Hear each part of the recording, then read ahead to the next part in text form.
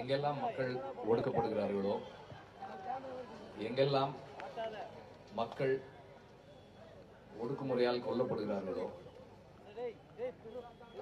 அவர்களுக்கெல்லாம் ஆதரவாக நிற்கிறது தான் ஒரு கலைஞனா, ஒரு மனிதனா நம்ம எல்லாருடைய பொறுப்புன்னு நினைக்கிறேன். அந்த அடிப்படையில் பாலஸ்தீன்ல நடக்கிறது ஒரு திட்டமிட்ட, நூற்றாண்டு திட்டமிடப்பட்ட ஒரு இனப்படுகொலை. அங்க இருக்கிற ஹாஸ்பிட்டல்ஸ்ல பொதுமக்களும் குழந்தைகளும் பள்ளிகள்ல மருத்துவமனைகள்ல அடைக்கலமா இருக்காங்கன்னு தெரிஞ்சு குண்டுகள் வீசுறாங்க. நூற்றுக்கணக்கான வருடங்களா அவங்களுக்கு ஆதாரமா இருக்கிற ஆலிவ் மரங்களை நூற்றுக்கணக்கான ஏக்கர்கள்ல அழிக்கிறாங்க. இத தொடர்ந்து செஞ்சுக்கிட்டே இருந்திருக்காங்க. ஆனால் இப்போ அவங்க ரொம்ப திட்டவட்டமா தீர்மானமா செயல்பட்டு இருக்காங்க. இன்னைக்கு காசா பஞ்ச பகுதியா அறிவிக்கப்பட்டிருக்கு. பஞ்ச பகுதினா 5ல் ஒருத்தர் பசியால சாகிறதும்,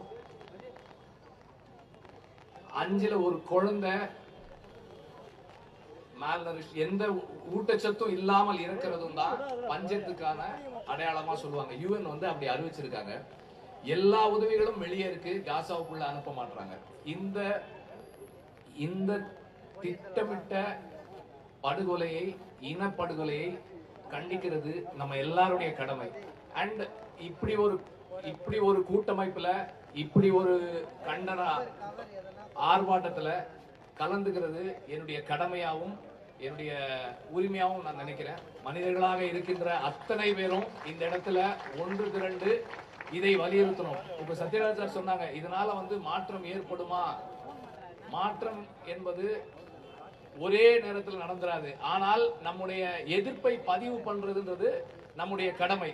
அந்த அடிப்படையில நாம பாலஸ்தீன் மக்களுக்கு, காசா மக்கள் கூட நிக்கிறோன்றதை தெரிவிக்கிறதுக்காக இந்த இடத்துல கூடி இருக்கிறோம். அண்ட் இது போல தொடர்ந்து நாம